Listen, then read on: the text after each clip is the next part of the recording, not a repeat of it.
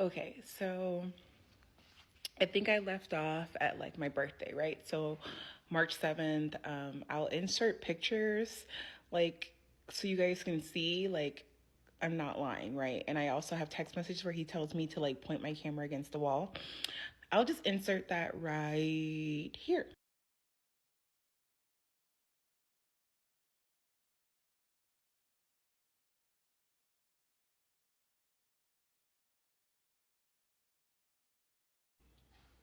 Yeah, you saw that? Okay. So, went there, my birthday, whatever the case may be. Like I said, I got drunk that night. I thought I was having the best time, like the secret life of streamers. We're in love and we're playing this game in front of the world. You know, it's exciting. It felt good, right? To feel like this is my man and no one knows, but you know, it's just business because he just working, right? Um, I was upset because like you did all this, you know, made me start a new page, took my millie. Now we're going for my badge, all this stuff. Yet again, it's my birthday night and I'm in this hotel room right next door to yours and you're not here. And so I went and I knocked on his door. Bang, bang, bang, bang, bang, bang, bang, bang, bang. Remind you, right next door. I'm in a unfamiliar place. And I'll insert the text messages where he says, like, oh my God, I can't believe you did this. I'm in real danger.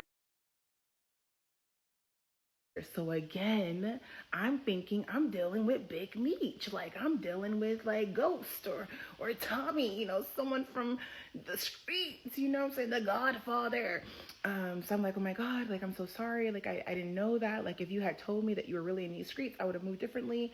But still, like, why invite me somewhere that you can't be, right? That was my thought process. Again, early on, I was very like questioning a lot of stuff, right? Because I wasn't too deep into it, but I just didn't understand that. And so I went home, like the day of my birthday, I went home and like the morning of, right? The morning of my birthday, I went home and I drove those 3 hours back to my house and he made me feel like he was gonna die, like I had put his life in danger and now he was in real danger.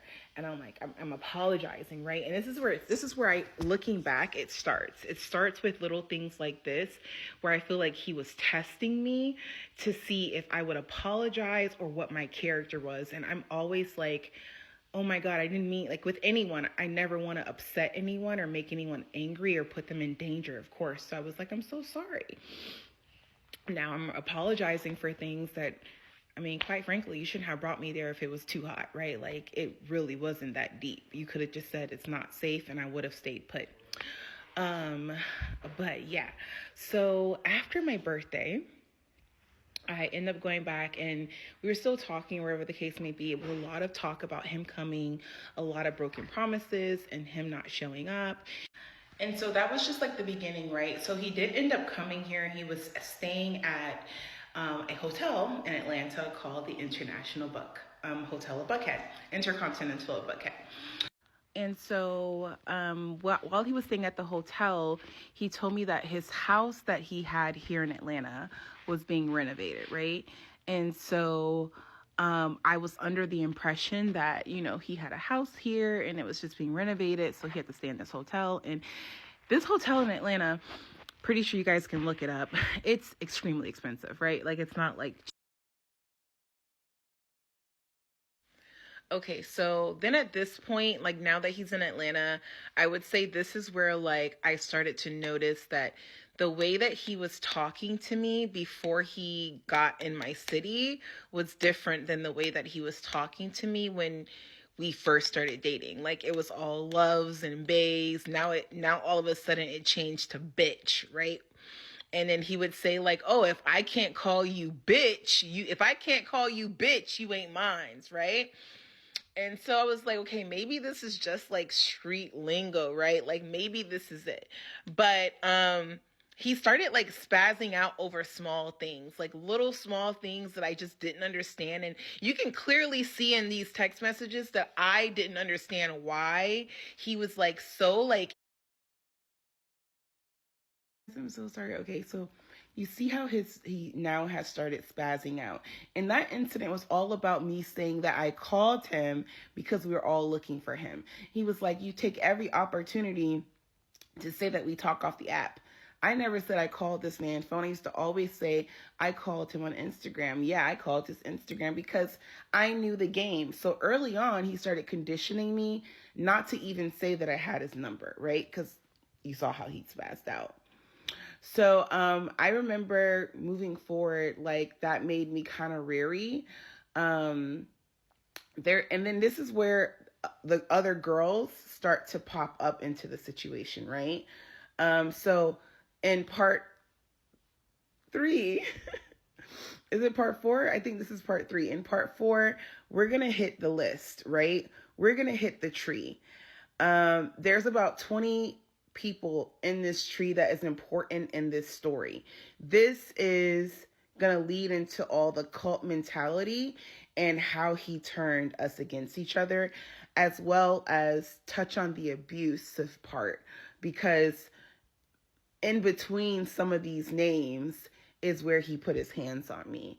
And actually a lot to do with some of these names. So I'm trying to be respectful. Like I said, I've changed their names, just like his name is DNR.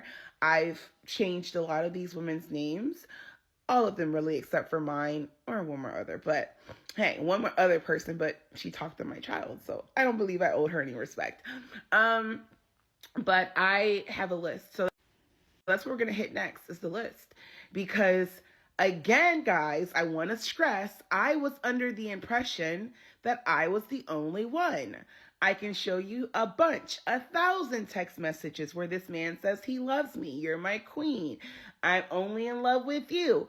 I'm just going to insert this, and then you guys stay tuned for part 3, okay? Or part 4. It's, remember guys, he was in love with me. He told me he was falling in love with me. Not even 15 days after talking to me. So I really thought I was the only one. Thought it was special. But let's continue. Stay tuned, guys. So he's just telling me he loves me. He loves me. He loves me. I love you more. And then I went to his hotel that he was at before he moved. And he said he almost shot me because he told me to come over, but he didn't answer.